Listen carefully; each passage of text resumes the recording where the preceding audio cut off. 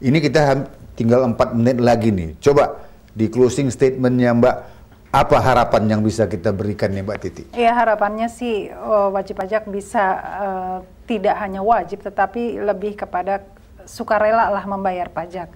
Apa yang dikatakan sebagai voluntary compliance. Tapi masalahnya gini Mbak Titi, waktu saya pakai serban itu, partnership itu, saya pernah diundang kadin asing, seluruh kadin-kadin asing nih, untuk breakfast.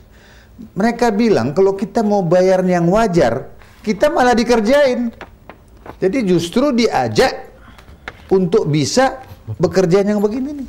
Ya oleh sebab itu harus ada keteladanan dari aparat pajak. Dalam arti bahwa ada rambu-rambu yang harus dipegang teguh. Sehingga artinya bahwa wajib pajak juga bisa melihat dari segi pemerintah apa yang wajib pajak itu bayar, itu ada benefitnya. Memang di dalam pengertian pajak tidak mendapatkan benefit yang langsung, tetapi paling tidak secara minimal kita mendapatkan akses informasi dari pemerintah. Kemudian infrastruktur juga dibangun untuk kemaslahatan masyarakat. Nah ini yang kadangkala kita sudah bayar pajak, tetapi jalanan masih rusak, kemudian pada saat kita tidak apa-apa, polisi kemudian cegat semena-mena. Tapi kita nggak bisa ngomong, Bapak ini dibayar dari pajak kami loh. Polisi nggak pernah tahu dia dipajak dapat. Tapi belakangan ini bagus kan, ada yang bilang kita nggak mau bayar pajak tuh, ada tax revolt namanya. Iya.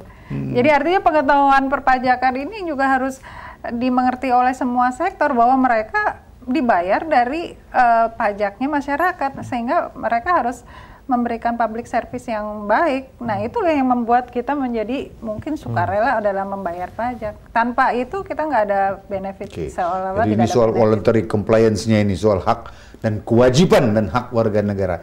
Kalau Mas lihat kembali dari cara kita yang lama ini, bagaimana menetapkan governance yang benar. Jangan lemparkan semua pada presiden lah, kasihan kawan tuh. Karena ini ada kepala-kepala yang lain, kenapa nggak bisa mereka berikan teladan?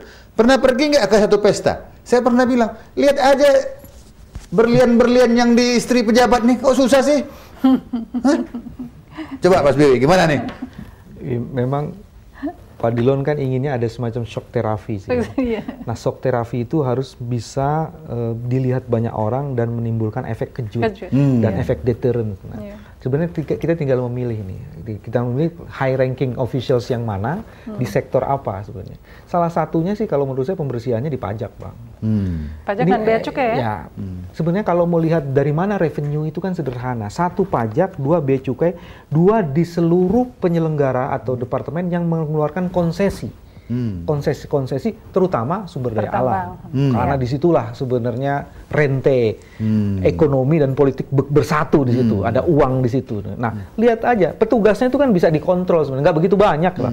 Pajak itu cuma ada 12.000, 4.500 yang laporan harta kekayaan. Eselon satunya nggak sampai 100. Kalau kita bisa dari situ, dan itu artinya bukan hanya penyelenggaranya loh Bang, tapi juga keluarga batihnya. Karena sekarang kan biasanya kalau tidak di bapaknya, istrinya atau anaknya kan duit itu kan. Jadi keluarga batihnya harus dikontrol.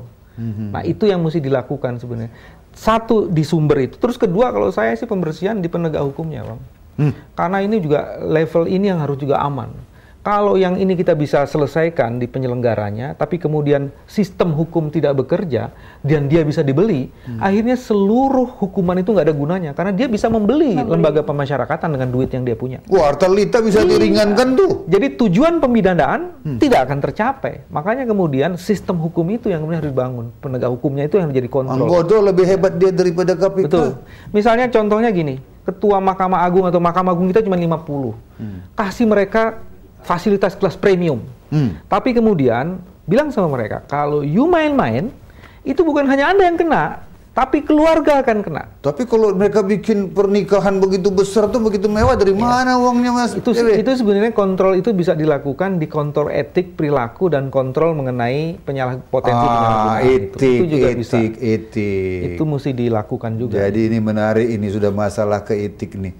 Saya pikir pada satu waktu nanti kita Mas BW mesti cari siapa lagi dari pemerintah yang mau. Ini tadi pemerintah nggak ada yang mau nih bicara sama kita nih. Semua soalnya. Akhirnya dua-dua akademisi juga yang membicarakan ini.